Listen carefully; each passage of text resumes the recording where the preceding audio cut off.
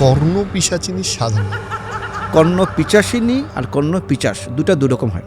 হুম। পিচাসিনী হচ্ছে মেয়ে, কর্ণ পিচাস হচ্ছে ছেলে। ঠিক আছে, যারা সাধনা করে কর্ণ পিচাসিনী, ওকে পিশাচের মতো হতে হবে, করে না, নৃশংস হতে হবে। ওটা আপনার ভাবার বাইরে।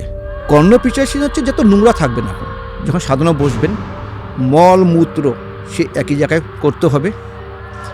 41 দিন কোনো রকম চান করা যাবে না, কোনো রকম ফ্রেশ হতে পারবেন না, দাঁত থেকে কিচ্ছু করতে পারবেন না। তাহলে পিচাস যখন আপনি মনে যখন পিচাস হবে তখন হচ্ছে আপনি পিচাসিনী আপনার কাছে আসবে।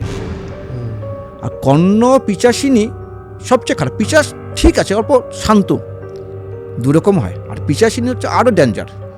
ও প্রথম যেটা হচ্ছে, উনি যদি সিদ্ধি লাভ করেন ওনার সাথে আপনি শারীরিক সম্পর্ক করতে হবে। কর্ণ পিচাসিনী মেন হচ্ছে এটি, ওনার হচ্ছে খাওয়া হচ্ছে এটাই, যখন সিদ্ধি লাভ করবেন ওনাকে ভোগ এটাই দিতে হবে।